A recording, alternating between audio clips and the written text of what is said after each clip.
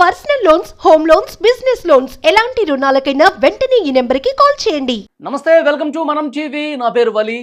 Live లో join అయ్యారు ప్రముఖ రాజకీయ విశ్లేషకులు అరిసిమిల్లి శ్రీనివాస్ గారు. వారితో మాట్లాడదాం. అరిసిమిల్లి గారు నమస్కారం సార్. నమస్తే అండి. సార్, నందిగం సురేష్ ని పరామర్శించిన తర్వాత మాజీ ముఖ్యమంత్రి వైఎస్ జగన్మోహన్ రెడ్డి గారు చేసిన వ్యాఖ్యలు ప్రస్తుతం ఆయన మానసిక స్థితి ఏ విధంగా ఉందో అర్థమవుతోంది. 60 మందిని వరదల్లో చంద్రబాబు నాయుడు చంపేశాడు అని చెప్పి మాట్లాడారు జగన్మోహన్ రెడ్డి. దాన్ని డైవర్ట్ చేయడం కోసం ఇప్పుడు ఈ అరెస్టులన్నీ కూడా జరుగుతూ ఉన్నాయని చెప్పి అంటూ ఉన్నారు. ఎలా చూస్తారు సార్? అలా కాదండి. ఇప్పుడు జగన్మోహన్ రెడ్డి అలా మాట్లాడకుండా అతను ఏమైనా మంచిగా సక్రమంగా మాట్లాడి వరద బాధితులను పరామర్శ చేసి వాడు బొడ్డుగడ మూట ఏమన్నా కొద్దిగా జనాలు పంచిపెడితే అది విచిత్రం వార్త. అంతేగాని అతను ఇలా వక్రంగా మాట్లాడి కరుడు కట్టిన నేరస్తుల్ని జైల్లోకి వెళ్ళి పరామర్శించడం అనేటువంటి పెద్ద వార్త కదా. అది అలవాటు, అతనికి అభ్యాసం. అతను పిన్నెల రామకృష్ణారెడ్డిని పరామర్శించి వచ్చాడు. అతను ఏం చేశాడు? ఈ దేశానికి స్వతంత్రం కోసం ఏమైనా పోరాడా, లేకపోతే రాష్ట్రంలో అరాచకాల మీద ఏమైనా పోరాడా? అక్కడ పల్నాడులో నడి రోడ్డు మీద వాడు నరికేసాడు. ఆ నరికినోడు నరికించుకున్నవాడు కూడా వైసీపీ ఆ దొంగల ముఠా వాళ్ళే. ఇలాంటివన్నీ చూసిన తర్వాత నందిగం సురేష్ ని ఇతను జైల్లోకి వెళ్ళి కలవడానికి కారణం ఏంటంటే, మరి బాబు ఏం చెప్పకరా బాబు, నిన్ను నేను చూసుకుంటానులే, ఒకవేళ వీళ్ళకైనా లొంగిపోయి నువ్వు అప్రూవర్ గా మారిపోయి నాకేం తెలుసండి, నన్ను చేయమన్నట్టు చేశాను అంటావేమో, నువ్వు అలాంటి అనుకో అని చెప్పడానికి వెళ్ళి ఉంటాడు.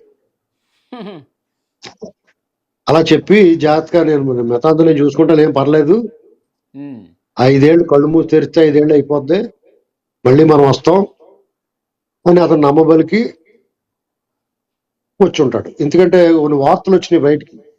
నందిగం సురేష్ అతను మాకేం అవసరం అండి, అతను మా పార్టీలో ఉన్నాం, మా పార్టీ అధినేత కాబట్టి అతను చెప్పినట్టు చేసాం, కానీ మేమెందుకు చేస్తామని అతను కొద్దిగా పోలీస్ స్టేషన్ లో వాళ్ళు విచారణ సందర్భంలో చెప్పినట్టుగా వార్తలు వచ్చినాయి. ఇవన్నీ విన్న తర్వాత ఇతను డైరెక్ట్ గా ఇతను ఏమన్న కింద మారిపోతాడేమో అన్న ఉద్దేశంతో వెళ్ళి మీరు అలా చేయకుండా రా బాబు అని చెప్పి బతిమలుకుని ఉంటాడు. లోపలికి వెళ్ళి బయటకు వచ్చి యథావిధిగా తను చెప్పాల్సింది 4 ముక్కలు రాసుకుని వచ్చి చెప్పేసి పోయాడు. పైగా అతను చేసిన తప్పుల్ని ఒప్పేసుకుంటున్నారు. పిన్నెల రామకృష్ణారెడ్డి విషయంలో కూడా ఆయన పరామర్శించిన తర్వాత ఆయన అక్కడ రిగ్గింగ్ జరుగుతుందని భావించి ఆయనే నేలకేసి కొట్టాడు ఈవీఎం అని చెప్పేసి అప్పుడు కూడా చెప్పాడు. ఇప్పుడేమో నందిగం సురేష్ ఉద్దేశించి అప్పుడు పట్టాభేదం అన్నాడని చెప్పి డైరెక్ట్గా టీడీపీ కార్యాలయానికి వెళ్ళి అద్దాలు పగలు కొట్టేశారు, రాళ్ళు వేసి కొట్టేశారని చెప్పి ఇప్పుడు కూడా నిజాన్ని ఒప్పుకుంటున్న పరిస్థితి మనం చూస్తున్నాం. ఏంటి సార్, ఎట్లా చూస్తారు దీన్ని? ఇప్పుడు అతను ప్రధానంగా ఆరోపించింది ఏంటంటే, దానికి కారణం ఏం చెప్పాడంటే, అప్పుడు ముఖ్యమంత్రి అన్నాడు. అప్పుడు నన్ను అనలేదు అతను. అప్పుడు ముఖ్యమంత్రిని పట్టాభి ఆ బూత్ మాట మాట్లాడి ఇలా తిట్టాడు కాబట్టి అందరికి బీపీ వచ్చింది, అభిమానులకి బాధ రాదా అని అడిగాడు. తర్వాత అసలు ఈ కేసుతో సంబంధం లేని వాళ్ళకి మీరు కేసులు కట్టి లోపలేస్తున్నారని చెప్పాడు. ఇక్కడ మీకు చిన్న విషయం చెప్పాలి. ఒక 2 మిత్రులు ఉన్నారు. 2 మిత్రులు ఉంటే అందులో మిత్రులు అన్న తర్వాత చేబోదుళ్ళు సహజం కదా. అందులో ఒకడు కొంచెం మంచోడు, ఇంకొకటి చెడ్డోడు. కొంచెం ఆ మంచి మిత్రుడి దగ్గర చెడ్డ మిత్రుడు ఒక 1000-2000 అప్పు తీసుకున్నాడు చేబదులుగా. కొన్నాళ్ళు పోయిన తర్వాత అతను ఈ అప్పు ఇచ్చిన వాడికి అవసరం వచ్చి, ఎవరో బాబు నా దగ్గర చేబదులు తీసుకున్నావు కదా, నువ్వు 2000 తీసుకున్నావు, నా దగ్గర మర్చిపోయినట్టున్నావు, కొంచెం ఇచ్చారా బాబు అని అడిగాడు. నేను ఎప్పుడు తీసుకున్నాను, నాకేం సంబంధం లేదు, నేనేం ఒక్కలేదు అన్నట్టు. సరే రా బాబు అని ఊరుకుని ఇంకో సందర్భంలో ఇంకా ఇతర మిత్రులు అందరూ కలిసి సమావేశంలో ఉండగా ఈ అప్పు ఇచ్చినాడు ఏం చేశాడంటే, మాట వచ్చి ఏదో సందర్భంలో నువ్వే మనిషిరా, ఆ వాళ్ళ దగ్గర 5000 తీసుకుని ఇప్పుడు వరకు ఇవ్వలేదు, ఎగ్గొట్టేవన్నాడు. అంటే అప్పుడు ఇడేమన్నాడు, 5000 ఎక్కడ, 2000 కదా. అలాగా ఇతను సరే సంబంధం లేని వాళ్ళు అరెస్ట్ చేశారు అన్నాడు. సంబంధం ఉన్న వాళ్ళు ఎవరో చెప్పు నువ్వు, నీ పార్టీకి సంబంధించి. నీ తింగరమోకం మాట్లాడటం కూడా రాకుండా అసలు నిన్ను ఎలా భరించారు ఈ రాష్ట్రం అనేది. నేనైతే మాత్రం అతను ముఖ్యమంత్రిగా ఉండగా 4 ఏళ్ల పాటు ఆంధ్ర ముఖం చూడలేదు. ఈ ఫ్లెక్సీలు ఈ ముఖం చూడటం ఇష్టం లేక టీవీలో కూడా కళ్ళు మూసుకుని ఉండదు కనపడతాయి. నేను ఓపెన్ గా చెప్తున్నాను. ఎందుకంటే ఇది అవమానం అండి. ఇటువంటి దొంగ, బందిపోటు దొంగ, అరాచకవాది, ప్రజాస్వామ్యాన్ని కూలీ చేసేవాడు, రాజ్యాంగం చట్టాన్ని ఉల్లంఘించినోడు, ఆశ్రిత పక్షపాతం తన వాళ్ళని చుట్టూరు పెట్టుకుని రాష్ట్రాన్ని దోపిడీ చేసినోడిని ఎలా భరించారో ఇంకా ఇవాళకి అతని గురించి అతను రావాలి కావాలి జై జగన్ అన్న అంటే సిగ్గు లేకుండా మాట్లాడుతున్న వాళ్ళు వ్యాధిగ్రస్తులు కాకపోతే ఏంటి చెప్పండి. నిన్న ఒక మహిళా కానిస్టేబుల్ కూడా అండి సార్ అభిమానం చెప్పి సెల్ఫీ దిగుతుంది ఆవిడ. అదే ఇప్పుడు వాళ్ళకి అభిమానం ఉండటం అనేటువంటిది తప్పు కాదు. ఎవరి పట్ల నాయకుడి పట్ల ఉండొచ్చు. అంటే ఇటువంటి వాడి పట్ల ఉండకూడదు అంటున్నాను. అది వ్యాధి లాంటిది అంటున్నాను. అంటే డెఫినెట్ గా ఈ రాష్ట్రంలో సైకోలు ఎలా తిరిగేస్తున్నారో చూసుకోవాలి. మన ఇంటి పక్కనే తిరిగే ఉంటారు సైకోలు, చూసుకోవాలి జాగ్రత్తగా. మా ఇంటి పక్కన అలాగే ఉండేవారు ఇద్దరు ఆడవాళ్ళే. అది చాలా నార్మల్ గా ఉండేవారు. ఓ మంచోళ్ళే కదా అనుకున్నాం. తర్వాత ఈ ఇల్లు వదిలిపెట్టి వెళ్ళిపోయేటప్పుడు తెలిసింది వాళ్ళు ఎంత సైకోలో. అప్పుడు భయవేసి గుండె జల్లు మంది మా పిల్లలు గట్ట ఉంటారు. అమ్మ వాళ్ళు పీక్కో సాధన పడేస్తే మనం ఏం చేయలేకపోదు అని భయవేసింది. ఒళ్ళు గగురు పొడిచింది. కాబట్టి ప్రజలందరూ అప్రమత్తంగా ఉండాల్సింది ఏంటంటే జగన్ పార్టీలో ఉన్న, జగన్ ప్రేమించిన, జగన్ ప్రేమికులుగా ఉన్న ఇటువంటి వాళ్ళందరికీ దూరంగా ఉండాలి. వాళ్ళ మానసిక స్థితి సరిగ్గా లేదు. జగన్మోహన్ రెడ్డి గారు వాడిన బోషిడీకి అంటే ఆయన భాష నేను మాట్లాడను కానీ మీకు సింపుల్గా చెప్తున్నాను, లా కొడక అని చెప్పి ఆయన మీడియా ముఖంగా చెప్పారు. మీకు తెలుగు భాష మీద పట్టుంది కాబట్టి మిమ్మల్ని అడుగుతున్నాను సార్, బోషిడీకి అంటే దాని అర్థం ఇదే? అసలు చాలా మందికి అర్థం కావట్లేదు, మీరు క్లారిఫై ఇవ్వండి సార్. అలా కాదండి, ఇది రకరకాల అర్థాలు ఉన్నాయి. దీన్ని మన తెలుగు వాళ్ళందరూ కూడా చాలా యాదాలాపంగా, అసూగా, ప్రేమాగ్రహంతో వాడతారు దీన్ని. ఈ పదాన్ని చాలా సహజంగా, సర్వసాధారణంగా సామాన్య జనాలతో సహా బోసిడికే అంటారు సార్. అది నీ అమ్మ నీ అక్క అని కూడా అంటుంటారు చూడండి, యాదాలాపంగా మూతపాతాల కింద. ఆ టైప్ అంతే. అంతే ఉద్దేశపూర్వకంగా ఎవరిని తిట్టలేదు. నేను దీని అర్థం కూడా నేను చెప్పదలుచుకోలేదు. అయితే ఉండొచ్చు, రకరకాల అర్థాలు ఉన్నాయండి. గూగుల్లో ఒక రకం అది చెప్తుంది, ఇంకో అర్థం. దీని మీద అంత స్థూల శోధన చేయాల్సిన అవసరం ఏముంది? ముఖ్యమంత్రి స్థాయిలో ఉన్నప్పుడే మాట్లాడాడు ఇతను స్టేజ్ మీద బహిరంగంగా. ఇతను ఇప్పుడు కొట్లాటల్ని, దాడుల్ని, దుర్మార్గాల్ని ఇతను ప్రోత్సహిస్తాడు. మీ ఎవడన్నా చంద్రబాబు నాయుడు గారు ఇంటి మీద దాడికి వెళ్ళినోడికి మంత్రి పదవి ఇచ్చాడు. ఒకటి చంపేసి ఇంటికి డెలివరీ ఇచ్చినోడు పక్కన కూర్చోబెట్టినాడు, ఎమ్మెల్సీ నుంచి పక్క తప్పించలేదు. ఇప్పి చూపించిన వాళ్ళందరికీ పైన నెత్తిమే పెట్టుకున్నాడు. ఇతని మెంటాలిటీని అర్థం చేసుకోవాలి మనం. ప్రజలు ఇక్కడ మీరు ఎవరికైనా అభిమానులుగా ఉండండి, పర్లేదు. రాజకీయాల్లో అసలు ఉండడానికి తగినవాడు జగన్మోహన్ రెడ్డి. అసలు అంత బరిదెగించి మాట్లాడితే రాష్ట్రాన్ని 5 సంవత్సరాలు దోచుకుని మళ్ళీ మేము వచ్చిన తర్వాత మిమ్మల్ని అందరినీ జైల్లో పెడుతున్నాను అంటున్నాడు. అంటే అంత బరిదెగించి మాట్లాడుతున్నాడు, అర్థం చేసుకోవాలి. ఇప్పుడు ఇక మన జగన్మోహన్ రెడ్డి అనుకోవడం మానేయాలి. ఎందుకంటే అతను నీచ నికృష్ట మానవ జన్మ ఎత్తాడు. ఇక అతను అలాగే ఉంటాడు.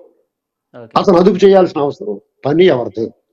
సార్ మొన్న ఢిల్లీలో ధర్నా చేసినప్పుడు కూడా 36 మందిని ఈ ప్రభుత్వం చంపేసింది, వచ్చి 4 రోజులు కూడా కాలేదని చెప్పి ధర్నా చేశారు. ఇప్పుడేమో వరదల్లో 60 మంది, మళ్ళీ నంబర్లు చెప్తూ ఆయన రాజకీయం చేస్తా ఉన్నాడు సార్. ఇప్పుడు మీకు చచ్చిపోయిన వాళ్ళు ఎవరో ఏంటి ఎవరు అడుగుతారని వెళ్ళి వాళ్ళకి అలవాటు అలాగ ఒక మాట వదిలేస్తారు. ఆ వదిలేసిన తర్వాత పీక్కోవాల్సింది ఏంటంటే మీరు నేను ఎవడో అక్కడ చచ్చిపోతే లెక్కలు మనం వేసుకోవాలంటే ఆ పని ఏమిటి కూటమి ప్రభుత్వం చేస్తూ ఉంటుంది. అంతమంది చచ్చిపోలేదు, 10 మంది చచ్చిపోయారండి ఇలాంటివి చెప్తారు. ఇక్కడ మ్యాటర్ ఏంటంటే ఎంత పశ్చాబద్దానైనా నదురు బెదురు లేకుండా బరిదెగించి మాట్లాడగలరు. దాన్ని ఎదుర్కొంటూ ఉన్న వాళ్ళు ప్రశ్నిస్తే ఏమైనా మాట్లాడొద్దా, మీరే మాట్లాడతారు అని చెప్పేసి అక్కడి నుంచి ముగించిపోతాడు. లేదా మీరే మాట్లాడని అంటాడు. దీనికి కారణం ఏంటంటే ఏంట్రా వాగుతున్నావు అని ముఖం పగలగొట్టక ఇది కారణం అదే. ఉమ్, జనం తిరగబడాలండి. ఇలా వింటా కూర్చుంటే జనం ఎన్నైనా చెప్తాడు.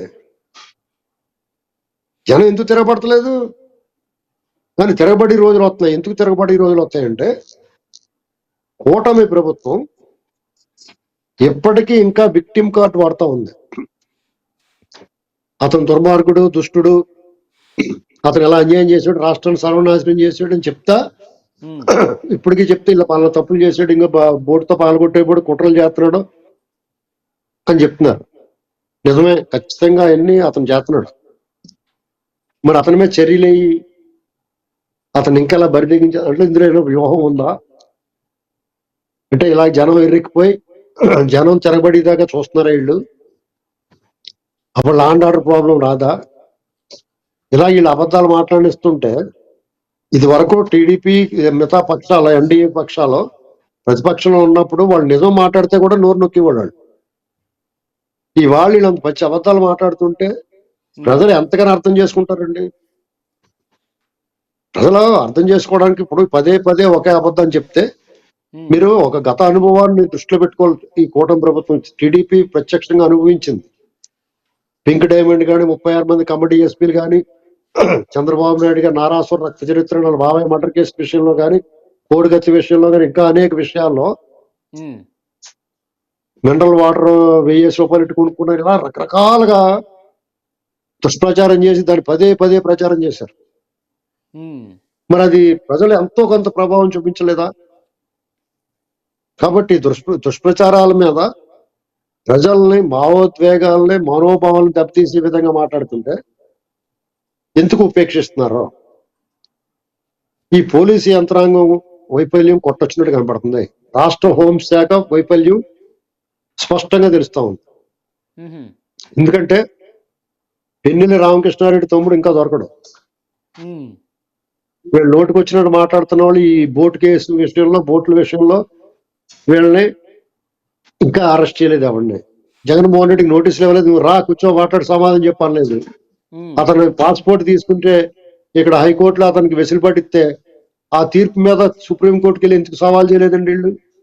ఈ ప్రభుత్వం ఉమ్, సవాల్ చేయాలి కదా. ఎలాగెత్తారా వాడికి ఇన్ని దొంగతనాల్లో ఇన్ని ఇన్ని నేరాలు చేసాడు, ఇంకో ఇన్ని కేసులు ఉన్నాయని ఒక 100 కేసులు పెట్టి సుప్రీంకోర్టుకి వెళ్ళాలి కదా. తర్వాత ఇతను జోగి రమేష్ అతను పారిపోయాడు. అవినాష్ వీళ్ళెవరు కూడా అవినాష్ కనపట్ల, ఆ తలసేల రఘురాము వీళ్ళు ఎవరిని కూడా ఇంకా అరెస్ట్ చేయలేదు. అసలు ఏం జరుగుతుంది? ఇది చాలా అందరికీ అనుమానాస్పదంగా ఉంది. అంతేకాకుండా ఇప్పుడు ఈ రాష్ట్రంలో తెలుగుదేశం పార్టీకి సంబంధం లేకపోయినా వీళ్ళు ఒక నేరం చేశారు. రాష్ట్రంలో అధికారులు ఉమ్, ఒక ముంబై సినీ నటిని, డాక్టర్ని తీసుకొచ్చి చాలా వాళ్ళ కుటుంబాన్ని వేధించారు. ఉమ్, చాలా దారుణంగా వేధించారు. ప్రజలందరూ కదిలేరు, చాలా అందరూ స్పందించారు. అవును. వెంటనే అమ్మాయిని తీసుకొచ్చి ట్రీట్మెంట్ ఇప్పించారు. ఎఫ్ఐఆర్ అది ఇంకా ఎఫ్ఐఆర్ నోట్ చేశారో లేదో తెలియదు. ఇప్పటి వరకు వాళ్ళకి నోటీసులు కానీ వాళ్ళు పిలవడం కానీ చేయలేదు. అధికారుల్ని ఇంకా డ్యూటీలోనే ఉంచి వాళ్ళ మీద విచారణ ఎలా కొనసాగిస్తారు? ముందు సస్పెండ్ చేయాలి కదా. ఉమ్, ఇవన్నీ అసలు ఏం జరుగుతుంది? ప్రభుత్వం ఏం చేస్తున్నారు వీళ్ళు? ఓకే. వరదలు వచ్చినప్పుడు సాయం చంద్రబాబు నాయుడు గారి కష్టం అన్ని కూడా ఉమ్. నవ్వుతో అంటే ఈ నభవిష్యత్తు వరదలు అన్నట్టే ఉన్నాయి కాబట్టి చేస్తాడు. అధికార యంత్రాంగం ఒక దగ్గర కేంద్రీకృతం అయిపోయింది కాబట్టి కొంచెం స్లో అవుతుందేమో సార్. ఇక నుంచి స్పీడప్ అవ్వచ్చేమో కదా. ఇవి వరదలో 10 రోజులు 15 రోజులు చాలా తీవ్రంగా ఉన్నాయి. ఇప్పుడు ఇంకా సహాయ కార్యక్రమం కొనసాగుతున్నాయండి. అవును. ఇది ఏదో ఒక దాన్ని చూసి మిగతా వదిలేస్తాం ఎలా కుదురు? 2-3 రోజులు అంటే ఆ పని మీద ఉంటారు. ఓకే. ముందే ఇప్పుడు వాళ్ళ అమ్మాయిని ముందు సస్పెండ్ చేయడానికి వరదలు కట్టడం ఏముంటుందండి? ఉమ్, ఒక కలం పోటుతో సస్పెండ్ చేసి పక్కన పెట్టి ఒక కలం పోటుతో ఎవరు విచారణ అధికారి నీ పని నువ్వు చూడవా అని చెప్తారు. వాళ్ళు నోటీసులు ఇస్తారు. ఉమ్, ఇది అదే ఏదో మనం సమర్థించడానికి చెప్పుకున్నట్టు ఉంటది. కానీ అంటే ఇందులో ఉంటే ఇంకొక వ్యూహం ఉండాలి. ఓకే. ఇలాగే ఈ ప్రభుత్వం వీళ్ళు ఎలా సైలెంట్ గా వాళ్ళని ఏమి చేయకుండా వదిలేస్తుంటే ప్రజల్లోని ఆగ్రహావేశాలు పెరిగి తిరగబడతారేమో అని చూస్తున్నారేమో. మీరు అధికారంలో ఉండగా ప్రజలు చేయటం ఏంటి? ప్రజలు వదలకూడదు. మీరు ప్రజలు మీకు అధికారం ఇచ్చారు. వాళ్ళ తరపున మీరు వీళ్ళని శిక్షించుకొని మీకు అధికారం ఇచ్చిన తర్వాత మీరే చేయాలా. ఓకే. అది కూడా శిక్షించే మీరు అన్నట్టుగానే ఇక చట్ట శిక్షించే విషయంలో వైఫల్యం అనేది స్పష్టంగా కనిపిస్తుంది అంటారు ప్రభుత్వంది. పూర్తిగా చూద్దాం ఇక్కడ సార్ నెక్స్ట్ ఏం జరగబోతుందో. అడిసిమల్లి గారు, థ్యాంక్ యూ వెరీ మచ్.